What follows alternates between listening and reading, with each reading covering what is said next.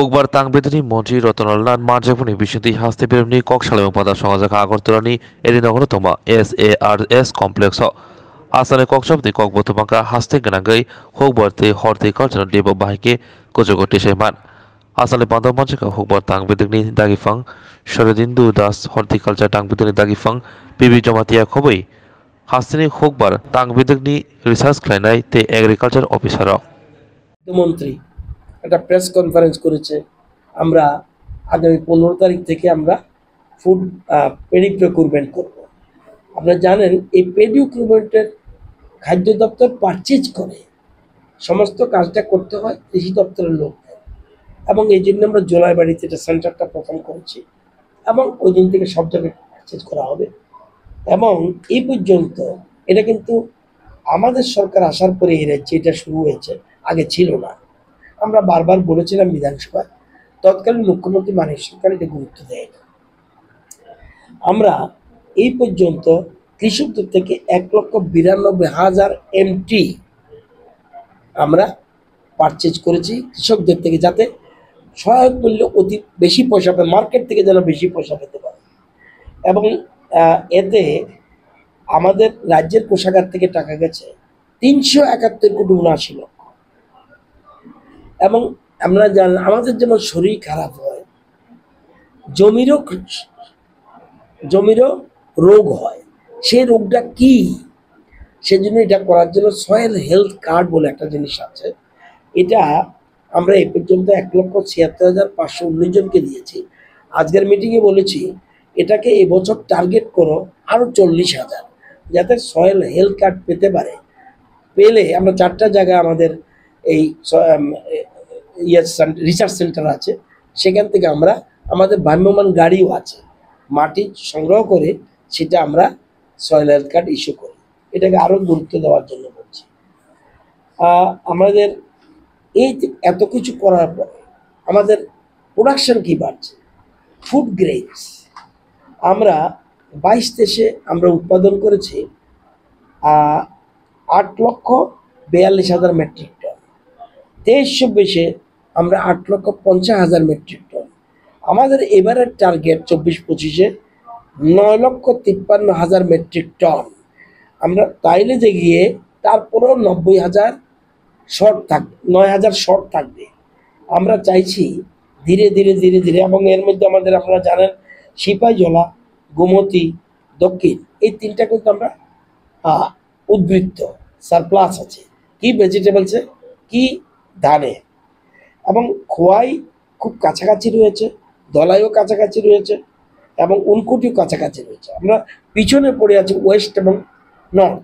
এই কাছাকাছি জায়গাগুলিকে আরও বেশি যাতে উৎপাদন বাড়াতে যায়, সেই জন্য আমরা গুরুত্ব দিয়ে যাবো। কী কী করতে হবে সেটা আমরা আলোচনা করেছি। ধানের ক্ষেত্রে আপনারা জানেন যে ভারতবর্ষের মধ্যে আমরা 5th পজিশন বর্তমানে। আমরা প্রতি হেক্টরে 3,459 কেজি আমরা ধান উৎপাদন করি। আমাদের 4টা রাজ্যের পরেই আমাদের স্থান, এবং আমরা 23-24-এ ধান উৎপাদন করেছি 7,92,000 মেট্রিক টন, এবং 24-25-এ আমাদের উৎপাদন হলো 8,75,000 মেট্রিক টন। এরকমভাবে আমরা সবটা জায়গায় গুরুত্ব দিচ্ছি। এবং আপনারা জানেন যে সারের ক্ষেত্রে একটা জেনে রাখুন আপনি, আমি কৃষকদের সম্বন্ধে বলছি, ভারতবর্ষের কোনো রাজ্য সরকার, আপনারা গুগলে গিয়ে দেখবেন, ভারতবর্ষের কোনো রাজ্য সরকার সারের ক্ষেত্রে সাবসিডি দেয় না, কেন্দ্রীয় সরকার সাবসিডি দেয়, কেন্দ্রীয় সরকার। কিন্তু আমরা একমাত্র রাজ্য, আমরা ইউরিয়ার ক্ষেত্রে সাবসিডি দিচ্ছি, এসএসপির ক্ষেত্রে সাবসিডি দিচ্ছি, এমওপির ক্ষেত্রে সাবসিডি দিচ্ছি। আর কোনো ভারতবর্ষে কোনো সরকার কিন্তু সারের সাবসিডি দেয় না, এবং এটা আপনাদের জানার জন্য বললাম। আরও বিভিন্ন বিষয় আলোচনা করেছি। এছাড়া আপনারা জানেন যে হর্টিকালচারে আমাদের দিন দিন ভেজিটেবলস উৎপাদন বাড়ছে। অল ইন্ডিয়াতে যদি আমরা দেখি, অল ইন্ডিয়াতে হলো 17.97 MT হলো প্রোডাক্টিভিটি রেট, প্রোডাক্টিভিটি, আর আমাদের কিন্তু 20.92 MT। আমরা 20.92 এমটি হলো আমাদের প্রোডাক্টিভিটি। ফ্রুটের ক্ষেত্রে আমরা একটু পিছিয়ে আছি এবং প্ল্যান্টেশনের ক্ষেত্রে আমরা পিছিয়ে আছি। আবার মশলা জাতীয় জিনিস যেটা, এটা আমরা এগিয়ে আছি। মশলার ক্ষেত্রে 2.09 মেট্রিক টন অল ইন্ডিয়ার প্রোডাক্টিভিটি, আমাদের হলো 5.74 প্রোডাক্টিভিটি। তো আমরা দেখবেন আগামীকাল ওমানে পাইনাপল পাঠাচ্ছি, আপনাদের এখন নিমন্ত্রণ করে রাখছি। যদি পারি আমাদের ক্যাবিনেট মিটিং শেষ হয় তাহলে আমিও যাব আমাদের আগরতলা রেল স্টেশনে। সেখানে আমরা ওমানে পাঠাচ্ছি 5 metric ton organic pineapple, queen pineapple পাঠাচ্ছি এবং এবার শুরু করছি। এরপরে আরও দুবাইতে যাবে আমাদের পাইনাপল, সেখানে নেরামেক এবং আমাদের সহযোগিতা এটা পাঠাচ্ছি। এর আগেও আমরা কাতার, দুবাই, বাংলাদেশে আমরা 32.5 মেট্রিক টন আমরা আনারস পাঠিয়েছিলাম। ওমানে প্রথম যাচ্ছে এবং ওমানে দুবাইতেও আমরা এখন এবার পাঠাবো আবার কিছুদিনের মধ্যে। এবং এছাড়াও দুবাই, বাংলাদেশ ছাড়াও কাঁঠাল, বেল, তেঁতুল, সাতকারা, এই জিনিসগুলি, আদা আমরা জার্মানিতে পাঠিয়েছি এর আগে। এবং কাঁঠাল আমরা পাঠিয়েছি, বেল, তেঁতুল, সাতকরা বলে একটা ফল আছে, এবং আদা, এগুলি জার্মানি, বাংলাদেশ এবং এইসব জায়গায় আমরা পাঠিয়েছি। এবং কৃষি দপ্তর এবং হর্টি দপ্তর, কৃষি এবং উদ্যান দপ্তর, এই দুটো দপ্তরের রিভিউ মিটিং চলছে। আগামী দিনে কৃষি ক্ষেত্রে এবং তার সহযোগী ক্ষেত্রে যাতে আরো বেশি আমরা এই রাজ্যে উৎপাদন বাড়াতে পারি, সেক্ষেত্রে আমাদের কি কি করা উচিত, সেন্ট্রাল গভর্নমেন্ট থেকে আমরা কি পাচ্ছি, রাজ্য সরকার আমরা কি দিচ্ছি, এটা নিয়ে আজকে ডিডিএ এবং এসএ লেভেলদের মিটিং আমরা এখানে করছি। আলোচনা প্রায় শেষ। এখানে আলোচনা ছিলেন আমাদের কৃষি সচিব অপূর্ব রায়, ডাইরেক্টর এগ্রিকালচার শরদিন্দু বাবু এবং ডাইরেক্টর হর্টিকালচার ফণীভূষণ জমাতিয়া সহ অন্যান্য আধিকারিকরা। আমাদের আজকের মিটিংয়ের গুরুত্ব এখানে, প্রধানমন্ত্রী শপথ নেওয়ার প্রথম মিটিংয়ে উনি যে ফাইলটা প্রথম সই করেছে, সেই ফাইলটি হল কৃষকদের জন্য কৃষক সম্মান নিধি প্রকল্প, এবং 9,30,000 9 কোটি 30 লক্ষ, 9,30,000 না, 9 কোটি 30 লক্ষ কৃষকদের জন্য কৃষক সম্মান নিধির 17th ইনস্টলমেন্ট উনি রিলিজ করেছেন, প্রায় 20,000 কোটি টাকার উপর। এবং আপনারা জানেন আমাদের রাজ্যে এই পর্যন্ত কৃষক সম্মান নিধি প্রকল্পে 2,52,907 জন কৃষক বেনিফিট পেয়েছেন, বছরে 6,000 টাকা, এবং তাদের অ্যাকাউন্টে গেছে 687 কোটি 43 লক্ষ টাকা। এই যে 17th আগ পর্যন্ত, 17th টাকা যখন আমাদের রাজ্যে শেয়ারে আসবে তখন এটা আরো যুক্ত হবে। আমরা চাইছি প্রায় প্রত্যেক কৃষক, এটা আজকে গুরুত্ব মিটিংয়ের, এখানে প্রত্যেক কৃষককে এই রেজিস্ট্রেশনের আওতায় আনতে হবে, যদিও অনলাইন, কিন্তু আমাদের কৃষি দপ্তরও যাতে এটার বেশি গুরুত্ব দেয়, কৃষকদের যাতে সচেতন করায় যে আপনি কৃষি কাজ করছেন, আপনার জমি আছে, আপনি কেন রেজিস্ট্রেশন করছেন না, করলে তো আপনি 6,000 টাকা বছরে পাবেন। তো এটা আমরা এটার জন্য আজকের মিটিংয়ে এটাই গুরুত্ব দিচ্ছি যে যত কৃষক আছে সবাই যেন ইনভলভ হয়, তাদের যেন রেজিস্ট্রেশন করা হয়। দ্বিতীয়ত, আমরা এই যে দেখবেন আমাদের যেহেতু বঙ্গোপসাগরের কাছে আমাদের রাজ্য, কাছেই আমাদের, প্রায় সময় দেখবেন আমাদের ঘূর্ণিঝড় হয়, সাইক্লোন হয়, এবং তাদের কৃষি জমি ক্ষতি হয়, কৃষি ফসল ক্ষতি হয়। সেই জন্য আমরা যে ফসল বীমা যোজনার উপরে গুরুত্ব দিচ্ছি। আপনারা একটা তথ্য দেখলে বুঝবেন, আগে যে বলেছিলাম এই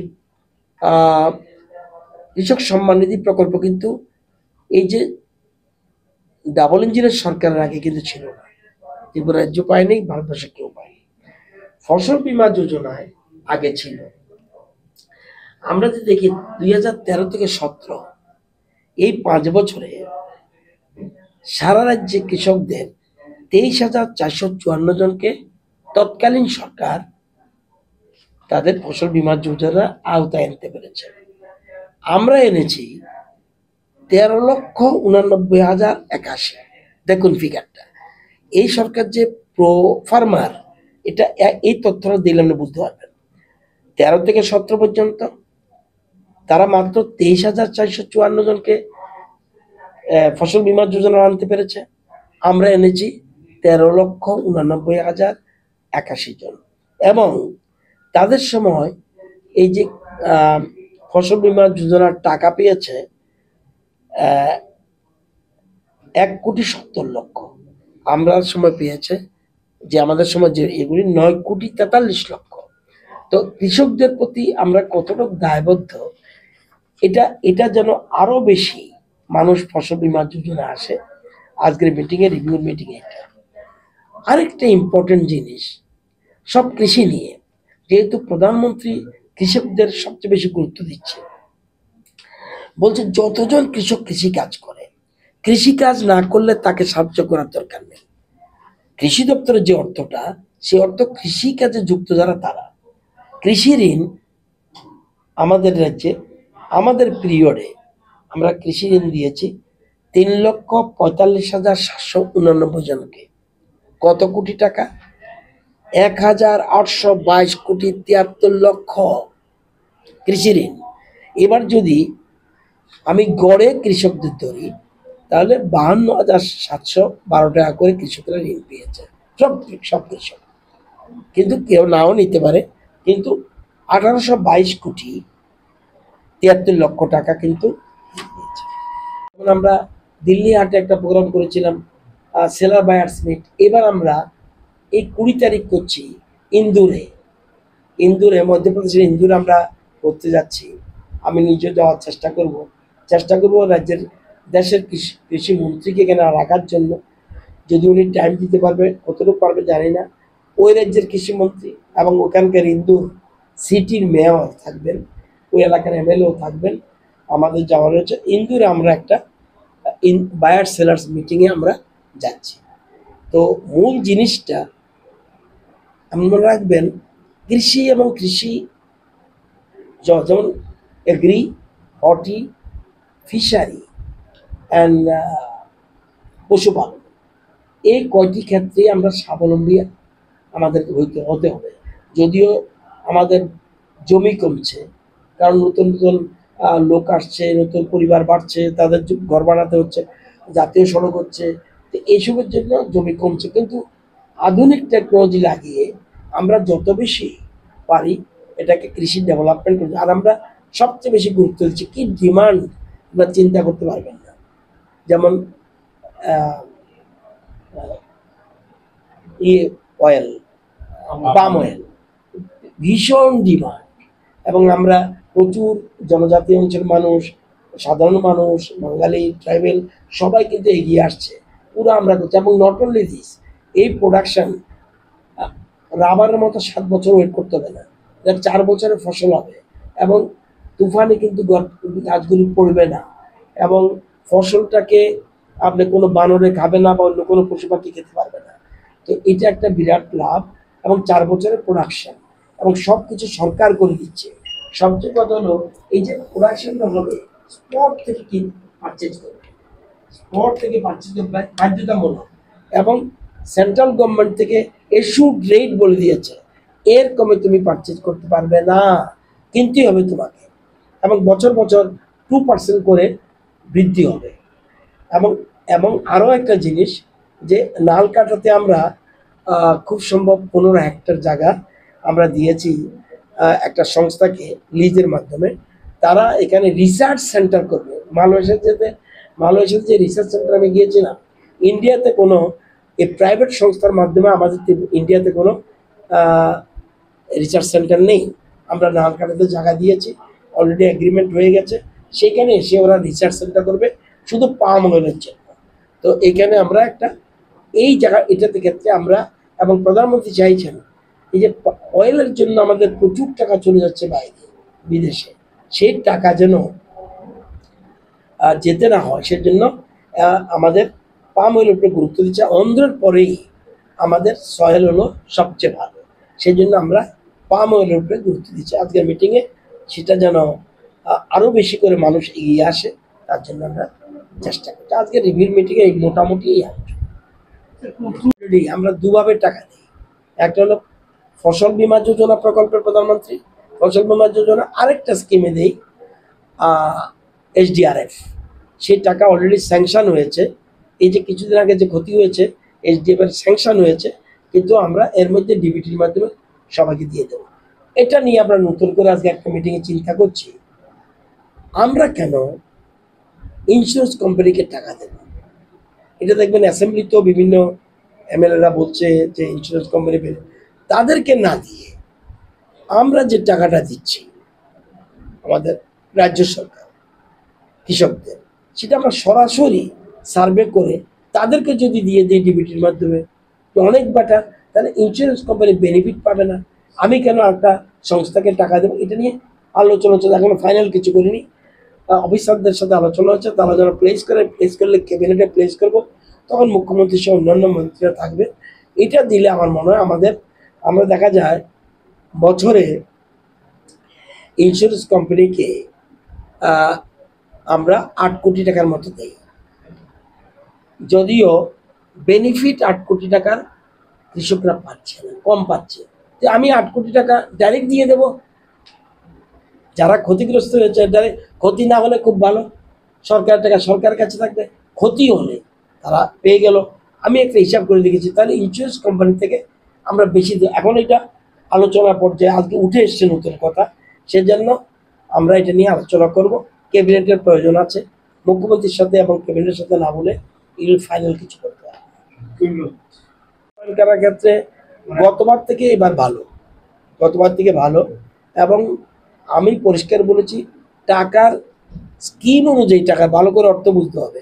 স্কিম অনুযায়ী টাকার অভাব নেই, কোনো কিন্তু আনস্পেন্ড মানি যাতে না থাকে। এরকম অনেক আগে আনস্পেন্ড ছিল, আমরা গত বছর থেকেই আনস্পেন্ড মানি যাতে না থাকে।